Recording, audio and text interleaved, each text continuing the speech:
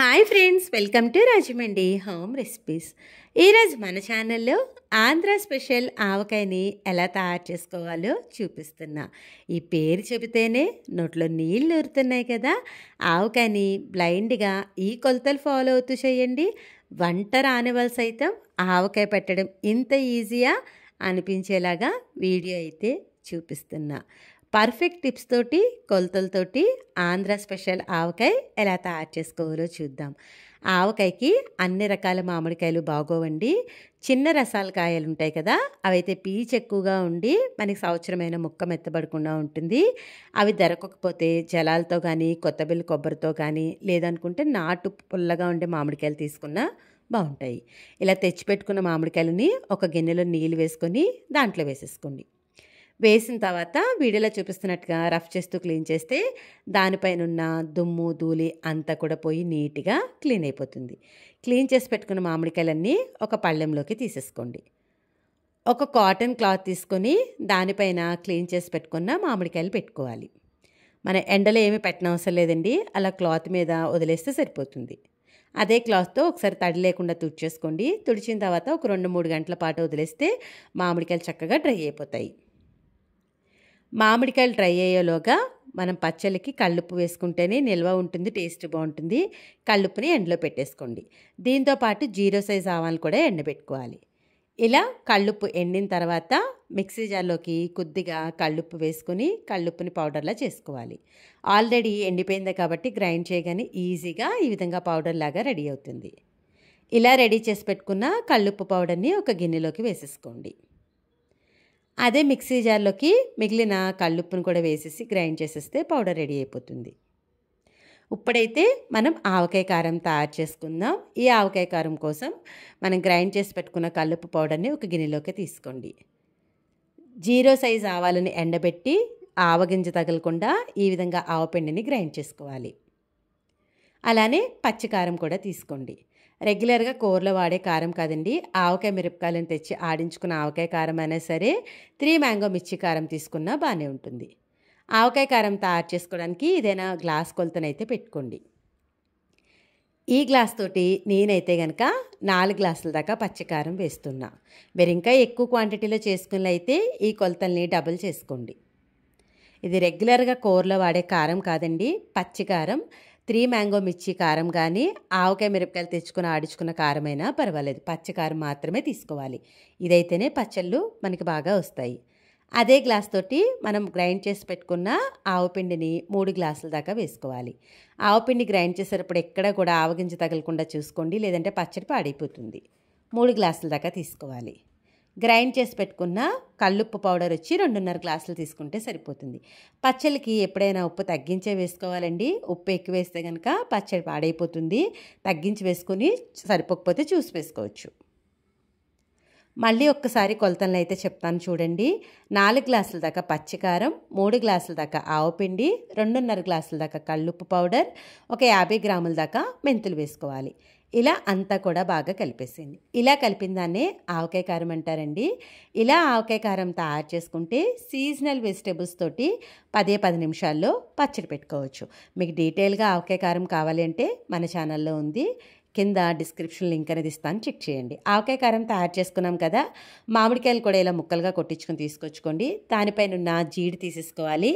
అలానే ఇలా తెల్లటి పొర అనేది ఉంటుంది, ఆ పొరను తీసేసుకోవాలండి. ఇలా నేను చెప్పిన జాగ్రత్తలు ఫాలో అయితే సంవత్సరమైన ముక్క మెత్తబడకుండా, పచ్చడి అనేది పాడవకుండా చాలా సంవత్సరాల దాకా నిల్వ ఉంటుంది. ఇలా ఒక గుడ్డతోటి నీట్గా తుడిచేసుకోండి.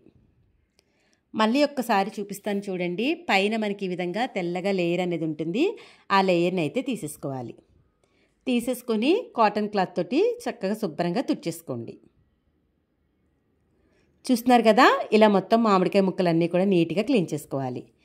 ఈ పైన వైట్ లేయర్ తీసేటప్పుడు మీకు చేతితో రాకపోతే స్పూన్తో గీకినా కూడా వచ్చేస్తుంది. ఇలా ముక్కల్ని క్లీన్ చేసేటప్పుడు జీడు, దానిపైన ఉన్న తెల్లటి పొర తీయడంతో పాటు మామిడికాయ ముక్కలు ఎక్కడైనా ఇలా బద్దలాసిపోయిన ముక్కలు ఉంటే కనుక వాటితో కలిపి పచ్చడి పెట్టకండి. మిగిలిన ముక్కలు తొందరగా పాడవుతాయి. అలానే పెచ్చులేని ముక్కలను కూడా వేసుకోకూడదు. ఇలా పగిలిన అలానే పెచ్చులేని ముక్కల్ని సపరేట్ చేసి పక్కకు పెట్టండి. అప్పుడు సంవత్సరమైన ముక్క మెత్తబడకుండా ఉంటుంది. ముక్కలనైతే ముందు ఈ విధంగా చూసుకొని క్లీన్ చేసుకోండి. పచ్చడి పెట్టడానికి నేనైతే ఈ ముక్కలను గిన్నెతో కొలుస్తున్నా. ఇలా గిన్నెతో కొలుచుకుంటే మిగిలిన కొలతలు వేసుకోవడం ఈజీ అవుతుంది. ఇలా క్లీన్ చేసి కట్ చేసి పెట్టుకున్న మామిడికాయ ముక్కలు నాకైతే కనుక ఈ గిన్నెతో 3 గిన్నెల దాకా వచ్చాయి. దాన్ని బట్టే కొలతలు చెప్తున్నాను. మీరు ఇంకా ఎక్కువ క్వాంటిటీలో చేసుకున్నట్లయితే ఈ కొలతల్ని డబుల్ చేసుకోండి. చూస్తున్నారు కదా, 3 గిన్నెలు అయితే వచ్చాయి. ఇప్పుడు ఏ గిన్నెతో మనం ముక్కలు కొలుచుకున్నామో అదే గిన్నెతోటి ఆవకాయ కారాన్ని కొలుచుకోవాలి. 1 గిన్నె ముక్కలు తీసుకున్నారు అంటే అన్నీ కలిపిన కారం అర గిన్నె అయితే సరిపోతుంది. మనం ఇక్కడ ఈ గిన్నెతో 3 గిన్నెల దాకా మామిడికాయ ముక్కలు తీసుకుంటున్నాం కాబట్టి అన్నీ కలిపిన కారం అదే గిన్నెతో 1.5 గిన్నె దాకా తీసుకుంటున్నా. 1 గిన్నె ముక్కలకి అర గిన్నె అన్నీ కలిపిన కారం. మీరు ఇంకా ఎక్కువ క్వాంటిటీలో చేసుకున్నట్లయితే ఈ కొలతల్ని డబుల్ చేసుకోండి. పావు గిన్నె దాకా ఒలిచి పెట్టుకున్న వెల్లుల్లిని తీసుకోవాలి. మళ్ళీ 1.5 గిన్నె దాకా అన్నీ కలిపిన కారం వేసుకున్నాను కదా, ముక్కల్ని చూస్తున్నారు కదా, అదే గిన్నెతో కొలిచి వేస్తున్నా. 3 గిన్నెలు వేస్తున్నా. ఇలా గిన్నె కొలత పెట్టుకుంటే ఫస్ట్ టైం చేసేవాళ్ళు కూడా ఆవకాయ చాలా బాగా పెట్టగలుగుతారు. అదే గిన్నెతో 1 గిన్నె దాకా పల్లీల నూనె కానీ నువ్వుల నూనె కానీ వేసుకోవాలి. ముందైతే 3/4 గిన్నె దాకా వేస్తున్నాను. పావు గిన్నెని పక్కన పెడుతున్నా. పచ్చడి పెట్టుకోవడానికి ఇలా తడి లేకుండా నీట్గా ఉన్న ప్లాస్టిక్ డబ్బా కానీ లేదంటే గాజు సీసా కానీ తీసుకొని అడుగున కొద్దిగా నూనె వేసుకోండి. ముక్కలకి నూనె కారం అంతా కూడా బాగా పట్టేలాగా కలుపుతూ ఉండాలి. చూస్తున్నారు కదా, ఇలా చేతితోటి అంతా బాగా కలపండి. కలిపేటప్పుడు చెయ్యి కానీ గిన్నె కానీ గరిటె కానీ అస్సలు తడి లేకుండా చూసుకోండి. అప్పుడే పచ్చడి పాడవకుండా ఉంటుంది. ఇలా అంతా కూడా బాగా కలిపేసేయండి. కలిపిన తర్వాత ఈ కలిపెట్టుకున్న పచ్చడిని డబ్బాలోకి పెట్టేసుకోవాలి. ముక్కని పెట్టేటప్పుడు కూడా ఒకసారి బాగా కలుపుతా పెట్టండి. చూస్తున్నారు కదా, ఈ విధంగా బాగా పెట్టండి. ఇలా పెట్టేసి ఒక్కసారి పైకి జెంటిల్గా ప్రెస్ చేసుకోండి. చేసుకొని డబ్బాను ఒక్కసారి ఈ విధంగా షేక్ చేయండి. ఇలా కుదిపిన తర్వాత మిగిలిన ఆయిల్ కూడా వేసేసుకోవాలి. పచ్చళ్ళలో ఇప్పుడు నూనె లేనట్టుగా ఉంటుంది కానీ 3వ రోజుకి మనకి చక్కగా పైకి తేలుతుంది. దీనిపైన మూత పెట్టేసి 3 రోజుల పాటు కదపకుండా అలానే ఉంచేసేయండి. పచ్చడి పెట్టినప్పుడు మా చిన్నప్పుడు మా అమ్మ అయితే కనుక ఇలా పచ్చడి గిన్నెలోనే అన్నం వేసేసి చక్కగా మనిషికి ఒక ముద్ద ఇచ్చేదండి. మేమైతే చాలా ఇష్టంగా తినేవాళ్ళం. మీలో ఎంతమంది పచ్చడి పెట్టిన తర్వాత కొత్త ఆవకాయతో వెంటనే అన్నం తినేవారో మీ కామెంట్స్ నాతో షేర్ చేసుకోండి. 3 రోజుల తర్వాత మూత తీసి చూద్దాము. చూడండి, పచ్చళ్ళలో చక్కగా ఆయిల్ అంతా పైకి తేలింది కదా. ఇప్పుడు ఈ పచ్చడిని ఒక్కసారి మనం గిన్నెలోకి తీసేసుకోవాలి. 3వ రోజున ఇలా కలుపుకోవాలి. ఇలా మొత్తం పచ్చడిని అంతా కూడా ఇలా బేషన్లోకి వేసేసుకోండి. వేసిన తర్వాత ఒక్కసారి గరిటెతోటి అంతా కూడా పైకి కిందికి బాగా కలిపేసేయండి. కలిపిన తర్వాత ఉప్పు కారాన్ని చెక్ చేసి ఏమైనా తక్కువైతే ఇప్పుడు యాడ్ చేసుకోవచ్చు. నాకైతే అన్నీ పర్ఫెక్ట్గా సరిపోయినాయి. కాకపోతే కొద్దిగా ఆయిల్ తక్కువైంది అనిపించింది. అందుకని నేను మరికొద్దిగా ఆయిల్ని అయితే వేస్తున్నా. ఈ ఆయిల్ని మనం ఏమి వేడి చేయనవసరం లేదండి. పప్పు నూనె కానీ పల్లీల నూనె కానీ డైరెక్ట్గా పైన వేసేసుకోవచ్చు. వేసేసుకుని ఒక్కసారి గరిటెతోటి అంతా కూడా బాగా కలిసేలాగా ఈవెన్గా కలిపేసేయండి. ఇలా అంతా కలుపుకున్న తర్వాత ఈ పచ్చడిని ఏదైనా డబ్బాలో పెట్టుకోండి.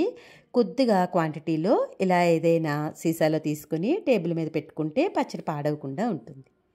ఇంతేనండి, ఆంధ్ర స్పెషల్ ఆవకాయ తయారు చేయడం ఇంత ఈజీగా అనిపించింది కదా. ఇంకెందుకు ఆలస్యం, మీరు కూడా నేను చెప్పిన ఈ కొలతలు ఈ టిప్స్ ఫాలో అవుతూ చేయండి. చేసిన తర్వాత ఎలా వచ్చిందనేది మీ అమూల్యమైన ఫీడ్బ్యాక్ని మటుకు నా కామెంట్ సెక్షన్లో తెలియజేయడం మర్చిపోవద్దు.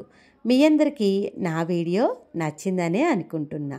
Thanks for watching my video. Please like, comment, share, subscribe my channel.